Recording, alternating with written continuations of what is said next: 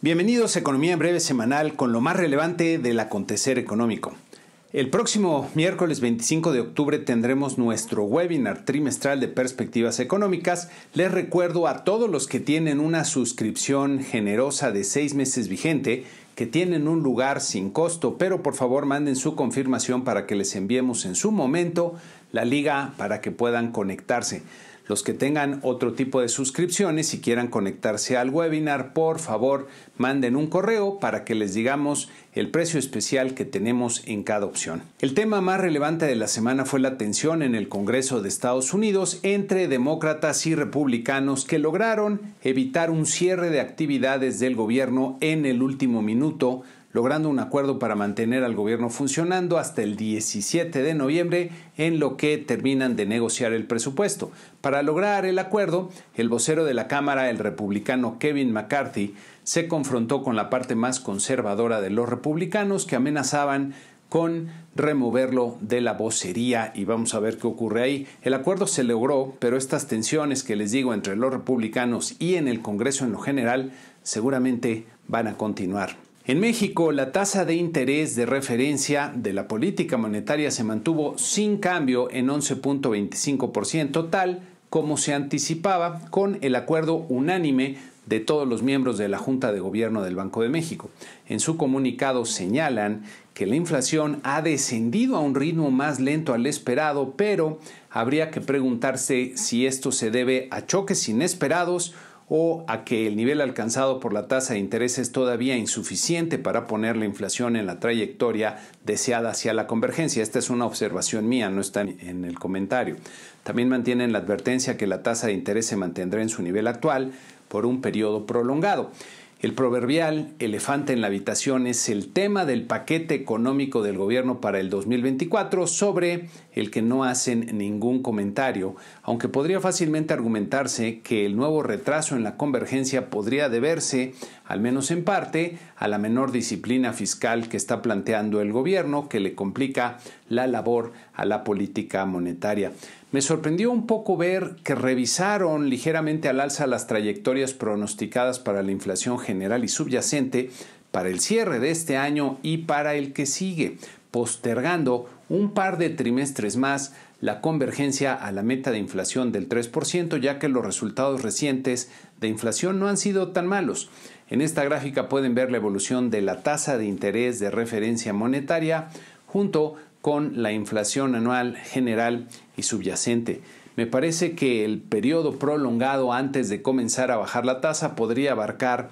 hasta mediados del 2024. Ya veremos en unas semanas, en las minutas, si esto fue uno de los temas que salió a la discusión. Si la Reserva Federal sube su tasa de interés en noviembre y la inflación sigue sin descender al ritmo deseado, me parece que se abre la posibilidad de tener incluso otro incremento en la tasa de interés en México, aunque esto es algo que no se anticipa por lo pronto entre los analistas y en los mercados. Las cifras de las finanzas públicas mostraron malos resultados durante agosto. Por el lado de los ingresos, tanto los petroleros como los no tributarios cayeron con fuerza, como ven en este cuadro, mientras que los ingresos tributarios crecieron un sólido 19.1% real anual. Este crecimiento no es tan bueno como parece, ya que se explica por el dinamismo del impuesto especial a gasolinas y diésel, que pasó de ser un fuerte subsidio el año pasado para evitar que los precios de estos energéticos se dispararan a una recaudación positiva como debe ser normalmente.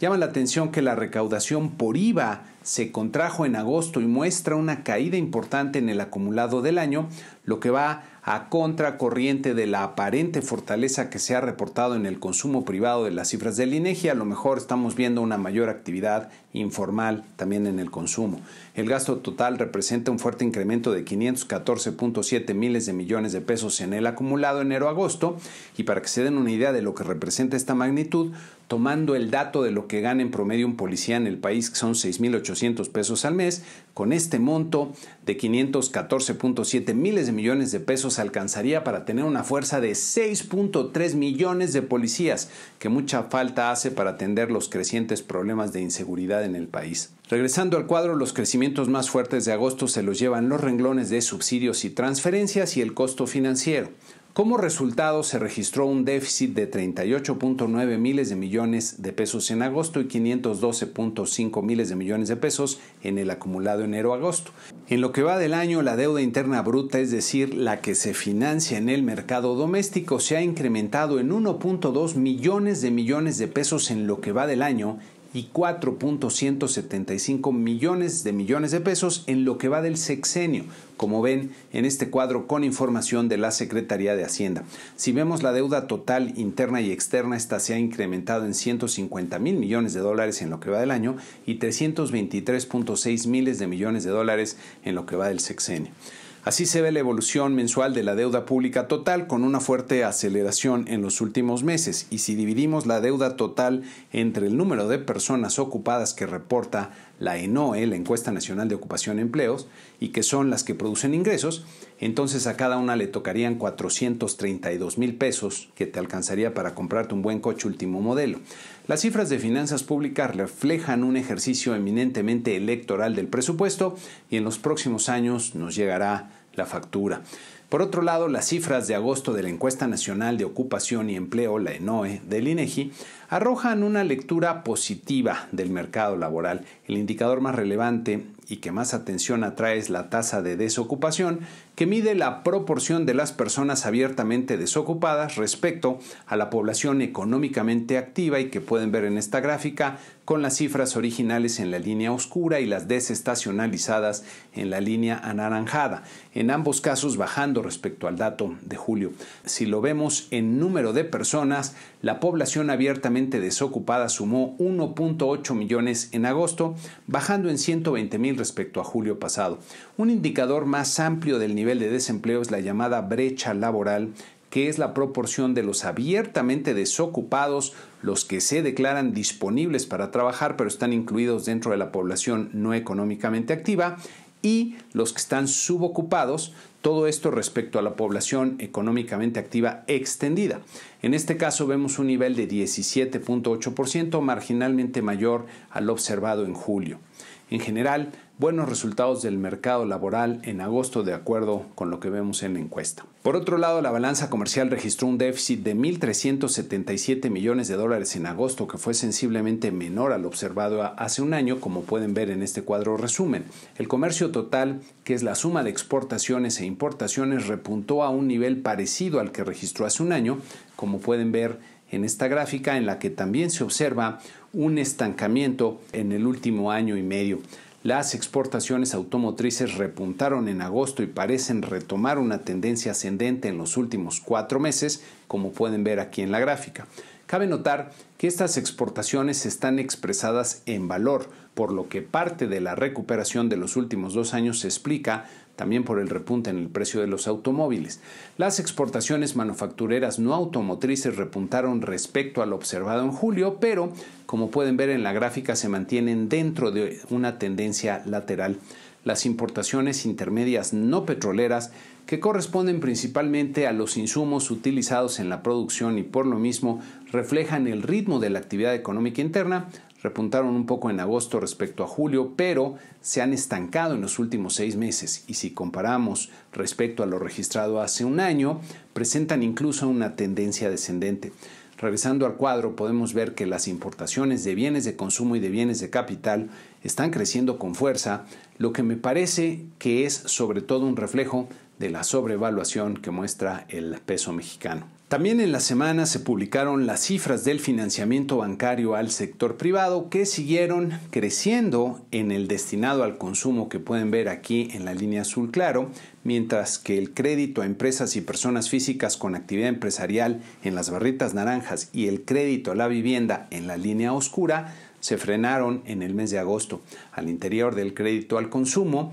sus principales componentes siguieron creciendo, como vemos aquí en esta otra gráfica. Solo el crédito a bienes durables no automotrices se contrajo, como podemos ver aquí, pero hay que recordar que las personas esperan al mes de noviembre para aprovechar las ofertas que se dan durante el llamado Buen Fin. En Estados Unidos, además de lo que ocurrió en torno al tema del presupuesto, se publicaron las cifras del Producto Interno Bruto del segundo trimestre en su revisión final que pueden ver en este cuadro resumen, que por cierto incluye revisiones que van desde el 2020. Como podemos ver, el crecimiento viene desacelerando de forma bastante gradual. El consumo personal, que es el principal componente de la demanda, registró un crecimiento bajo, diría, de 0.8%, mientras que la inversión repuntó con fuerza un 5.2%. Destaca un gran dinamismo en la inversión en estructuras en los últimos 3 trimestres que me parece, esta sí es consecuencia del nearshoring que se está dando con prisa al interior de Estados Unidos y que, por cierto,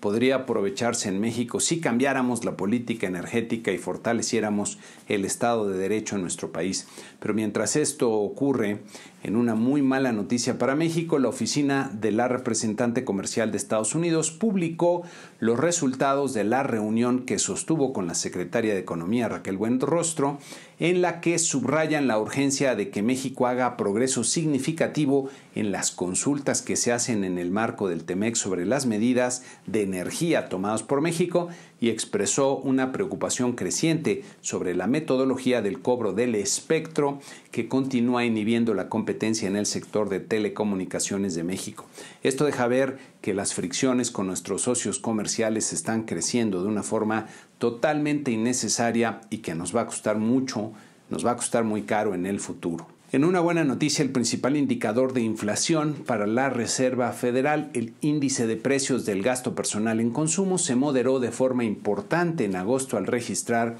un 0.1% cuando se anticipaba 0.2% en el mercado y como pueden ver en esta gráfica queda ya cerca del nivel promedio que registraba antes de la pandemia, aunque hay que notar la elevada volatilidad que ha registrado desde entonces. A tasa anual siguió descendiendo hasta un nivel de 3.9%, como ven aquí.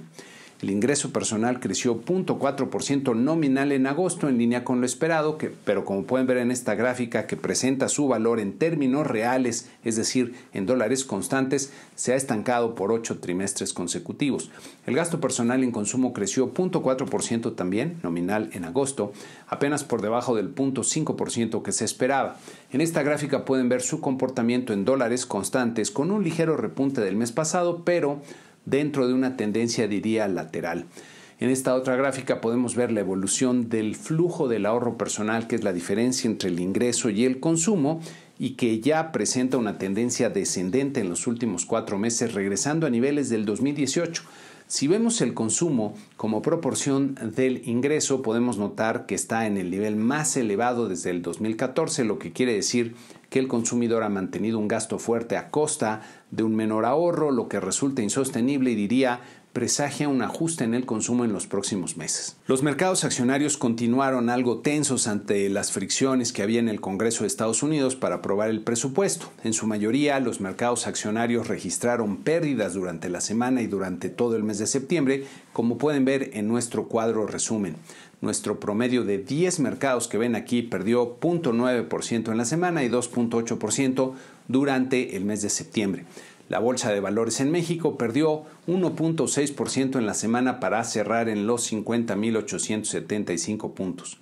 El tipo de cambio se presionó hasta niveles de 17.67 pesos por dólar, pero terminó la semana en 17.42 pesos por dólar. Las tasas de interés de los bonos a 10 años, tanto en Estados Unidos como en México, siguen con su tendencia de alza, como vemos aquí en la gráfica, alcanzando niveles de 10.08% en el caso del bono mexicano y 4.61% en el bono de Estados Unidos. La semana que inicia tendremos mucha información, comenzando el lunes en México con las remesas familiares de agosto, la encuesta de Banco de México de expectativas y el indicador IMEF. Para el martes tendremos las cifras del consumo privado del mercado interior y de la inversión fija bruta, ambas del mes de julio, y el jueves los resultados de la encuesta quincenal que hace Citibanamex y la confianza del consumidor del mes de septiembre. En Estados Unidos tendremos los índices ISM del mes de septiembre y el muy importante reporte de empleo también del mes de septiembre. Luego de la tensión en el Congreso de Estados Unidos habrá que ver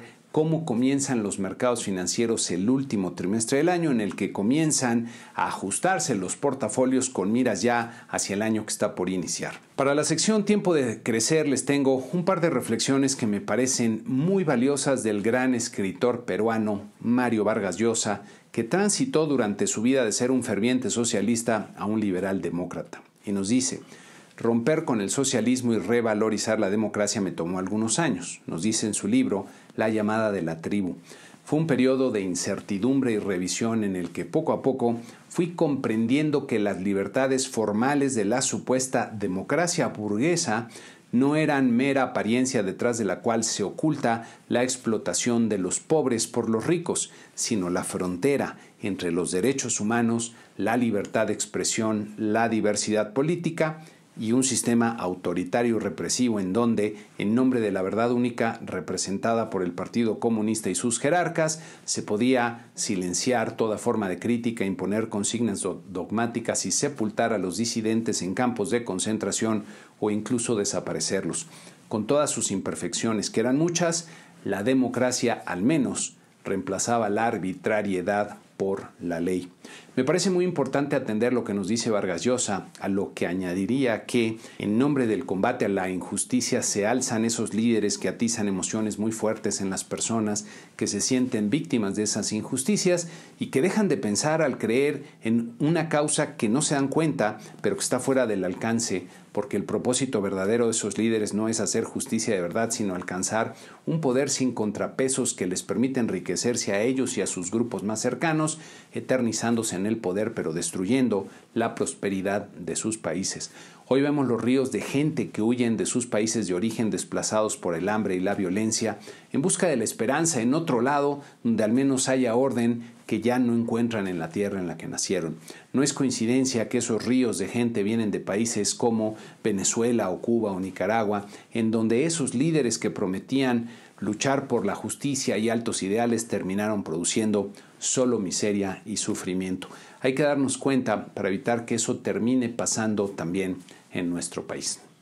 Antes de terminar, les recuerdo que tienen por ahí estos videos con explicaciones de varios de los temas que espero que les resulten de utilidad y los invito a poner comentarios sobre el programa, lo que les gustó, sobre los temas que les gustaría que abordara o que me manden un correo. Y con esto terminamos este programa número 334. Muchas gracias y que tengan una excelente semana.